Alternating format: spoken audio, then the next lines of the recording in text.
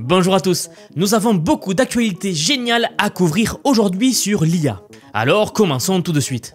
La première histoire concerne la prédiction étonnante d'Elon Musk sur l'AGI, l'intelligence artificielle générale, la super intelligence. Ou en d'autres termes simples, une intelligence artificielle si intelligente qu'elle nous dépasse, nous les humains, en tout point. Alors, Elon Musk n'est pas connu pour être très précis sur les délais ou les annonces qu'il fait en général, il est connu pour être assez optimiste et donner des délais très courts. Mais dans ce cas présent, dans le cas de l'AGI, de la date éventuelle à laquelle nous pourrions l'atteindre, eh bien son avis coïncide avec ceux de beaucoup d'experts dans le domaine.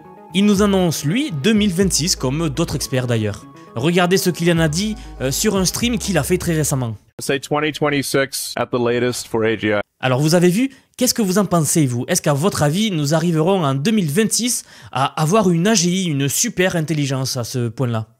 N'hésitez pas à me dire ce que vous en pensez dans les commentaires. Si vous suivez la chaîne depuis un moment, je pense que les récentes avancées dans l'IA et dans le domaine en général vous ont prouvé à quel point le domaine va vite.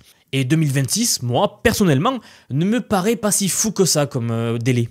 Donc bon, bref, nous verrons bien avec les prochaines annonces des grandes entreprises. Maintenant, nous allons passer de la prédiction d'Elon Musk au sujet de l'IA vers la robotique, le domaine de la robotique. Voici un tweet très récent de Brett Hadcock, le PDG de Figure, l'entreprise qui est derrière le robot Figure 1 ou Figure 02. C'est une des premières vidéos que j'avais fait sur la chaîne et qui avait suscité beaucoup d'engouement à l'époque d'ailleurs, car le robot ressemblait vraiment à un humain. Ici, c'est donc Brett Hadcock, comme je vous disais, le PDG de Figure, qui publie une nouvelle vidéo sur Twitter au sujet du nouveau Figure 2, un nouveau robot.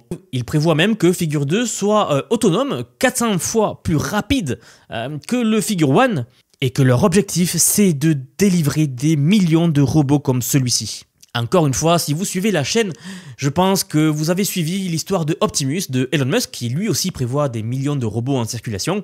Eh bien, ici, c'est la preuve directe que d'autres entreprises sont aussi dans la course et qu'ils ne vont pas laisser à Elon Musk le champ libre non plus. Il nous propose même une vidéo du robot, du dit robot qu'il nous annonce.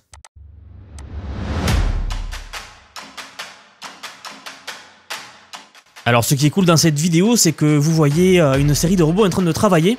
Alors évidemment la vidéo a été accélérée, mais vraiment, pourquoi c'est cool? Car ce sont vraiment des robots qui sont en train de travailler actuellement dans une usine. Ici c'est l'usine de BMW, le constructeur automobile. Et on voit pour la première fois, j'ai envie de dire, clairement l'utilisation spécifique de robots dans l'industrie aujourd'hui. Les robots que vous voyez là sont en train de travailler actuellement dans une usine. Alors peut-être qu'effectivement aujourd'hui ils sont un peu lents, mais franchement quand vous savez que ce sont des robots qui travaillent 24 heures sur 24 non-stop à la chaîne, c'est quand même assez impressionnant à voir. Bien sûr, je pense aussi que la vitesse à laquelle se déplacent les robots, c'est pour limiter en tout cas aujourd'hui le risque d'accident ou en tout cas pour augmenter la sécurité. Car si vous avez un robot incontrôlé qui serait un peu rapide, il casserait tout simplement. En tout cas, je le répète, c'est assez passionnant de voir ce genre d'avancée dans le domaine. Et personnellement, j'attends avec impatience ce futur.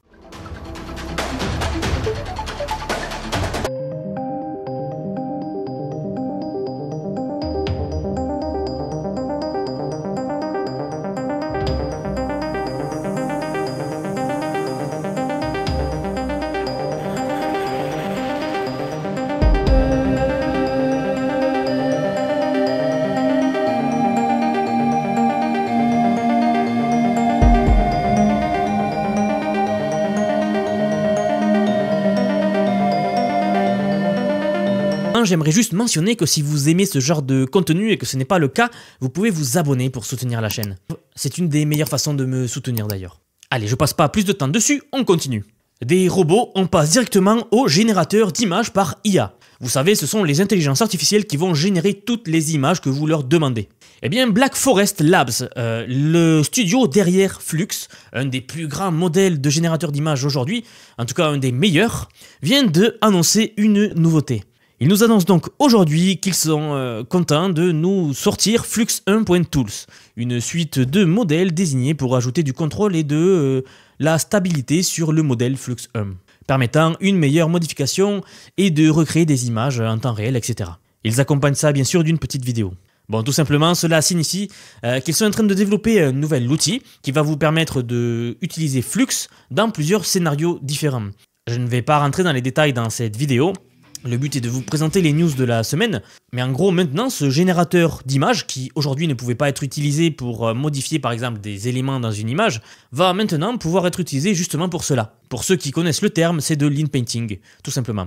Bien sûr, c'était la suite logique que nous attendions de cette entreprise. Après nous avoir donné le fameux modèle Flux qui avait fait énormément de bruit à l'époque car il générait des images incroyables, ils sont maintenant en train de développer une suite d'outils qui permet d'utiliser ce modèle dans tous les sens, ce qui n'était pas le cas aujourd'hui encore. Donc attendez-vous bientôt à ne plus trop pouvoir différencier les images générées par IA et les images réelles, même si honnêtement c'est déjà un peu le cas en vrai. Si vous connaissez le domaine, vous savez qu'il est possible de faire des images incroyables grâce à l'intelligence artificielle. Regardez, ici en bas il nous donne quelques exemples. Par ici vous lui donnez une image en entrée, il sélectionne cette partie et il demande de changer le texte. Voici ce que fait l'image générée par IA. Alors qu'à la base, bien sûr, il n'y avait pas marqué Coffee ici. Un autre exemple, ils prennent ici juste une partie de l'image et ils demandent à l'IA de l'éteindre, de créer tout ce qu'il y a autour. Et voici le résultat de l'IA. Donc elle essaye de recréer ce qui pourrait être autour de cela. Nous avons ensuite un autre exemple, ils leur fournissent ici un dessin. C'est ce qu'on appelle dans le milieu un modèle DEPS, mais je ne vais pas rentrer dans les détails. C'est très utile pour la génération d'images. Et voici le résultat. Et le dernier exemple ici, regardez, il lui donne une espèce de dessin, c'est un autre modèle qui s'appelle le Cani, et il réussit à créer une image à partir de ce dessin-là. Bien sûr, tout cela est open source et disponible sur Hugging Face. C'est un peu la magie du domaine de la génération d'images par IA, c'est qu'il y a beaucoup de choses open source, et ça c'est cool, ce n'est pas gardé par une seule entreprise dans son coin. Nous avons ensuite du nouveau dans le domaine des LLM, donc les Large Language Models, donc les IA conversationnels comme ChatGPT ou d'autres, Claude, Gemini, etc. Et ici, c'est Qwen qui nous annonce ce nouveau modèle. Qwen, c'est une équipe chinoise qui développe un modèle d'intelligence artificielle tel que ChatGPT et qui donne des résultats assez incroyables. Ils sont en train de bluffer tout le monde d'ailleurs. Donc, une nouvelle version de Qwen 2.5, l'IA conversationnelle des Chinois, avec donc un contexte beaucoup plus élargi. Il le passe de 128K à 1 million. Donc, la vitesse à laquelle votre modèle va répondre est bien sûr un coût moins élevé. Et si vous descendez, nous avons les détails techniques du modèle. Et regardez, ici dans certains tests, ce modèle dépasse ChatGPT 4. Bon, je ne sais pas si vous saviez qu'il existait ce genre de modèle en Chine et qui se rapproche tout simplement de ChatGPT 4. C'est un peu l'entreprise chinoise leader là-bas dans le domaine des LLM et ils font maintenant irruption dans le marché occidental avec ce modèle, le Qwen. Donc cela va être très intéressant de voir la suite, à quel point ils vont pouvoir rivaliser vraiment avec OpenAI et voir si vraiment ils nous proposent un modèle beaucoup mieux ou pas. Mais là vous voyez le premier pas de l'entreprise Qwen dans ce sens-là. Maintenant place à la parole avec une nouveauté sur Eleven Labs. Pour rappel, Eleven Labs, c'est une IA qui vous permet de créer de la voix par IA, de créer une conversation par IA, d'utiliser des voix qui n'existent pas, de leur faire dire des choses, etc. Et il nous annonce ici le Conversational AI, donc l'IA conversationnelle. C'est un peu, si vous connaissez, comme ChatGPT avec le mode vocal avancé. C'est-à-dire que maintenant, vous allez pouvoir parler à une IA comme vous parlez à un être humain aujourd'hui.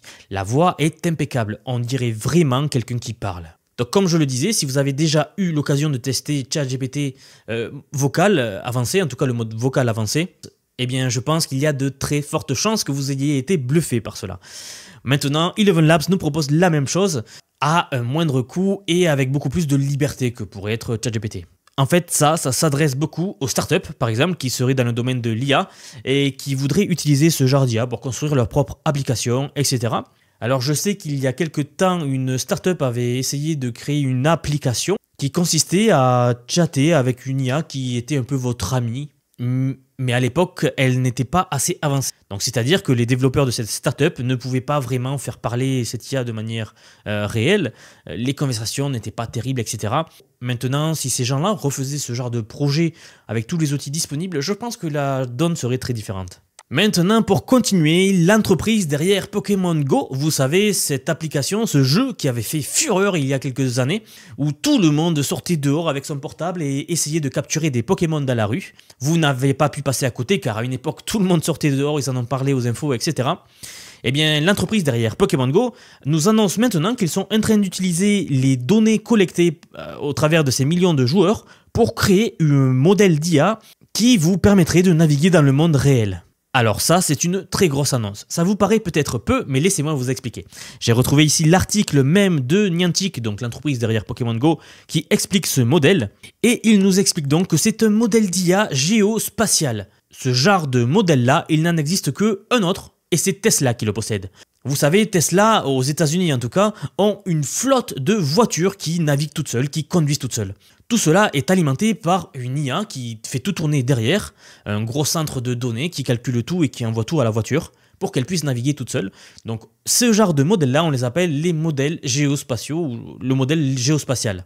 Et bien voilà que maintenant une très grosse entreprise donc, qui est soutenue par Nintendo rentre dans le jeu pour créer une IA géospatiale. Et il nous explique ici ce que c'est exactement. Bon, encore une fois, je ne vais pas rentrer dans les détails de cette IA. Si ça vous intéresse, n'hésitez pas à me le dire, je pourrais éventuellement faire des vidéos pour rentrer beaucoup plus en détail dans la partie technique des intelligences artificielles telles que celle-ci par exemple. Mais en gros, sachez que le potentiel de ce genre d'IA est juste incroyable. Nous ne sommes plus sur une IA unidimensionnelle. Par exemple, les premières versions de ChatGPT se basaient uniquement sur de la parole, sur du texte. Ça, c'est unidimensionnel. Bon, récemment, ils ont rajouté la vision pour qu'ils voient le son, etc. C'est pour ça que maintenant, GPT, nous l'appelons une IA multimodale. Mais l'architecture à la base de cette IA reste toujours unidimensionnelle. Donc, une IA géospatiale telle qu'est proposée ici par Niantic est fondamentalement différente de ce que nous propose 95% de l'industrie aujourd'hui. Et sachez juste que le potentiel est beaucoup plus immense. Car en fait, c'est un algorithme, un modèle qui se rapproche énormément de comment nous, les humains, nous fonctionnons. Vous pouvez imaginer que notre cerveau fonctionne de manière géospatiale. Nous sommes dans le monde 3D. Eh bien, c'est un peu ce que propose cette IA. Donc, Pokémon Go avait énormément de données de joueurs car des millions et des millions de personnes étaient sorties dans la rue en train de jouer, etc. Et tout cela, ce sont des données qui ont servi à créer cette nouvelle intelligence artificielle. Ce n'est que le début, le papier vient de sortir ce mois-ci, donc nous verrons les applications potentielles, mais il y a énormément de domaines qui pourraient être impactés. Et un des gros domaines, c'est la navigation autonome des robots. Car oui, il faudra bien faire marcher nos robots humanoïdes un jour, et si vous suivez la chaîne depuis un moment, je pense que vous êtes calé sur les robots quand même. Bref, un nouveau modèle très intéressant, n'hésitez pas à me dire ce que vous en pensez dans les commentaires. Ensuite, on passe au domaine de la musique avec Suno. Suno, donc le leader du marché pour créer des musiques grâce à l'IA, donc une intelligence artificielle qui va vous créer une musique entière, nous annonce ici la version 4. À l'époque, j'avais aussi fait une vidéo sur Suno et les résultats étaient absolument incroyables à l'époque. Ils nous proposent une petite vidéo ici, donc je vous propose de l'écouter pour voir ce qu'ils nous disent.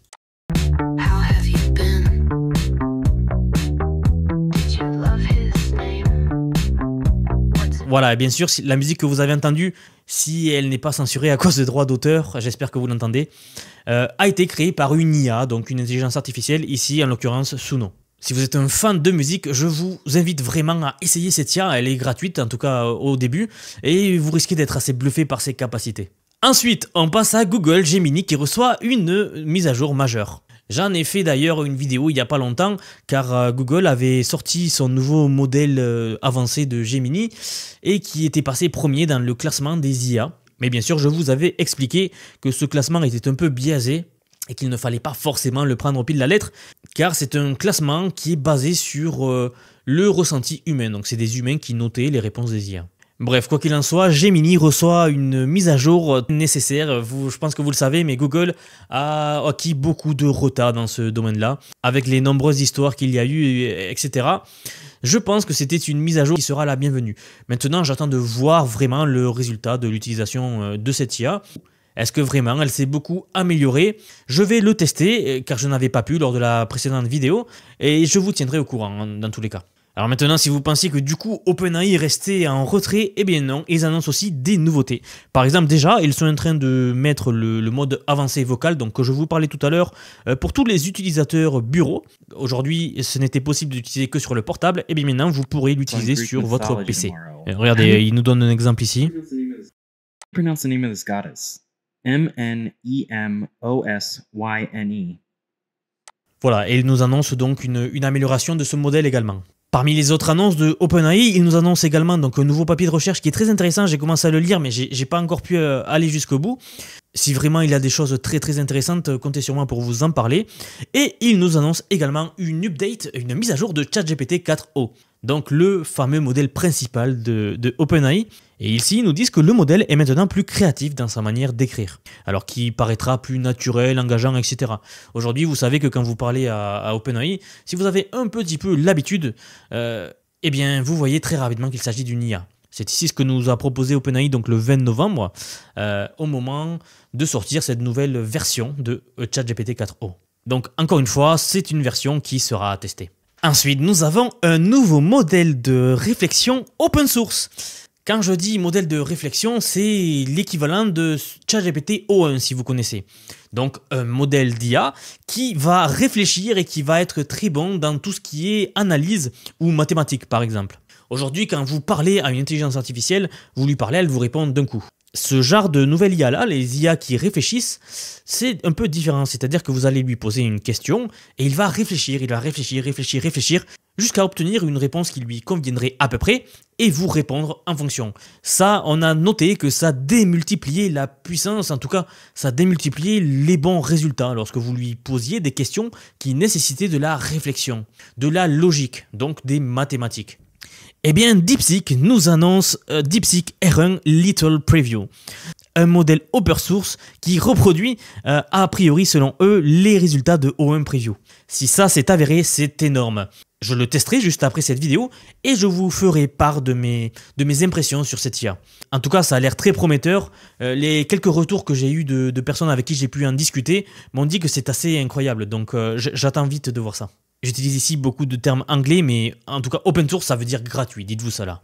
Et pour finir cette vidéo, une annonce incroyable de Google DeepMind. Ça faisait un moment qu'ils étaient sous les radars. Et bien maintenant, ils nous annoncent un modèle dont personnellement je ne m'attendais pas. Et juste avant de voir cela, sachez que DeepMind, Google DeepMind, ce sont les pères de l'intelligence artificielle. En gros, c'est eux qui ont inventé l'intelligence artificielle. Le premier papier scientifique qui a tout changé, Attention is what you need, est sorti des laboratoires de Google DeepMind. Ce sont eux qui étaient censés être les boss en fait en intelligence artificielle. Bref, et depuis quelques années, ils accusent le retard. Ils sont vachement à la traîne, ce qui est assez étonnant pour les pionniers, ou en tout cas ceux qui ont carrément inventé le concept en tout cas l'algorithme qui est utilisé pour toutes les IA. Et bien ici, ils nous proposent AlphaQubit, une IA système qui permet d'identifier les erreurs dans les ordinateurs quantiques. Ça, c'est juste énorme. Aujourd'hui, le problème des ordinateurs quantiques, c'est sa complexité sans nom, tout simplement car la physique quantique est basée sur un principe d'incertitude qui rend l'utilisation des ordinateurs quantiques très compliquée. C'est aussi ce qui permet de miroiter un potentiel énorme de ces ordinateurs-là, mais quoi qu'il en soit, c'est aujourd'hui un des plus gros problèmes auxquels font face les scientifiques qui développent des ordinateurs quantiques. Eh bien ici, ils nous annoncent avoir développé une IA qui permet de résoudre ces erreurs quantiques-là, qui permet de réduire l'incertitude quantique lors de la résolution des qubits. C'est un peu technique, mais dites-vous que c'est un pas possiblement de géant dans le domaine et que peut-être bientôt nous aurons enfin des ordinateurs quantiques. Le jour où nous aurons vraiment des ordinateurs quantiques opérationnels, attendez-vous à voir énormément de changements partout. Tout va être revu. On parle d'ordinateurs qui auraient une puissance de calcul théoriquement infini. Et évidemment, de grands risques pour tous nos systèmes de cryptage actuels. Avec un ordinateur quantique, il serait très facile de hacker une banque par exemple, ou de rentrer dans plein de coffres-forts, etc. Car aujourd'hui, nos algorithmes de cryptage, donc ceux qui protègent tous nos systèmes, peuvent être battus si nous avions suffisamment de puissance de calcul, ce que permettraient les ordinateurs quantiques. Mais sans parler de ça, tout ce qui est recherche fondamentale, ou domaine, ou calcul, ou absolument... Vous savez, aujourd'hui, tout est basé sur les calculs informatiques. Eh bien, imaginez un futur où tous nos calculs que nous faisons aujourd'hui soient démultipliés. C'est ce qui arrive si vraiment cette IA tient sa promesse. Le papier vient tout juste de sortir sur Nature, donc c'est du costaud. Et si vraiment je trouve quelque chose de très intéressant dedans, je vous ferai une autre vidéo. Ou en tout cas, je vous tiendrai informé sur les réseaux de ce modèle-là. Et voilà, c'est tout pour cette semaine. Vous avez vu que ça a été très chargé. Il y a eu des nouvelles d'un peu partout. Donc ça a l'air d'être reparti. Nous avions accusé quelques semaines un peu molles, j'ai envie de dire, mais j'ai l'impression que c'est la rentrée pour les entreprises technologiques et que dans les prochains jours, nous allons voir des choses apparaître qui seront énormément cool. Donc comme d'habitude, comptez sur moi pour vous tenir informé de tout. Je vous rappelle que si ce n'est pas déjà fait, vous pouvez vous abonner à la chaîne pour me soutenir et surtout ne ratez aucune de ces prochaines infos là. Car en général, je fais une vidéo par jour au sujet des technologies. Donc Encore une fois, si ça vous plaît, n'hésitez pas à le faire. Merci d'avoir regardé jusqu'à là. Et si vous ne voulez pas finir votre aventure ici, vous pouvez regarder la vidéo suivante qui va s'afficher à l'écran.